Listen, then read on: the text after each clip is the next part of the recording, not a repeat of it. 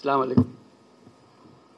আমি শুধু এটুকু বলার জন্য, আমি সারাদিনে যত মিটিং করি, এ পর্যন্ত যত মিটিং করে এসেছি,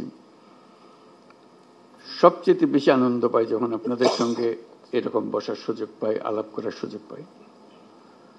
কারণ এখানেই সবাই মিলে বাংলাদেশের প্রকৃত ভবিষ্যৎ রচনা করা হচ্ছে। এটা আমাকে শিহরণ জাগায় যে এরকম একটা কাজে আমি জড়িত হতে পেরেছি, নিজেকে যুক্ত করতে পেরেছি। শুধু আপনাদের কথা শোনার জন্য, এটা কিভাবে আপনারা গাইড করবেন, কোথায় নিয়ে যাবেন। আমাদের উপর দায়িত্ব দেওয়া হয়েছিল সংস্কার করার জন্য। আমরা ঠিক বুঝতে পারছিলাম না কোথা দিয়ে শুরু করি। তো প্রথমেই আলাপের মধ্যে নানা প্রসঙ্গে ঠিক হলো যে আমরা কিছু কমিশন করে দিই, যেগুলো দ্বারা কৃতপক্ষে ভেতরে গিয়ে জিনিসটা তৈরি করবে। তো এটা দীর্ঘ প্রক্রিয়া, লোক জোগাড় করা ইত্যাদি। শেষ পর্যন্ত আমরা কমিশন করলাম, প্রথম 6টা কমিশন, পরবর্তীতে আরো 6টা। তো তাদেরকে 90 দিন আমরা সময় দিয়েছিলাম দ্রুত গতিতে কাজ করার জন্য। আমরা খুবই আনন্দিত যে তারা করতে পেরেছে। কয়েকটা কমিশন বেশি সময় নিয়েছে, তাতে কোনো অসুবিধা নেই। এখন কমিশনের রিপোর্ট আসলো, এরপরে আমরা যে ঐক্যমত্য গঠন করতে চাচ্ছি সেটা কিভাবে হবে, সেটার থেকে একটা আইডিয়া আসলো যে একটা ঐক্যমত্য কমিশন বলে আলাদা একটা কমিশন করি। তো সেটা যে ফলপ্রসূ হয়েছে, সেটা প্রফেসর আলী রিয়াজ সাহেব যখনই আমার সঙ্গে বৈঠক করেন, আমি অত্যন্ত আনন্দিত হই যেভাবে আপনারা সহযোগিতা করেছেন, আনন্দ সহকারে পার্টিসিপেট করেছেন।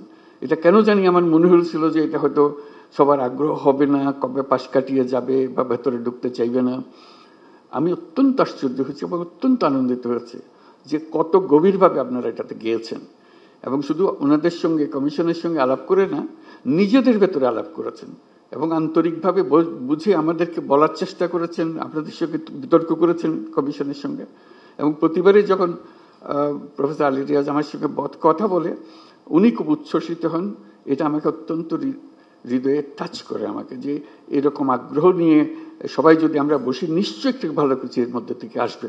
তো আজকে প্রথম পর্ব শেষ হলো, তো সেটা মহা আনন্দের দিন যেটা আমরা করেছি। দ্বিতীয় পর্বে, প্রথম পর্বে আমরা কি করলাম, এটা যত কিছু ইস্যুজ আছে, যত কিছু রিকমেন্ডেশন, সুপারিশ আছে, তার মধ্যে কিভাবে আমরা একমত হলাম, কারা কোনটাতে একমত হলো, সব মিলিয়ে শেষ পর্যন্ত আমরা জুলাই সনদ করব। এইটি হলো আমাদের লক্ষ্য, যেখানে আমরা সবার ঐক্যমত্যগুলো তুলে ধরবো। দ্বিতীয় পর্বে কি হবে, আমি আলী রিয়াজ সাহেবের সঙ্গে আলাপ করছিলাম।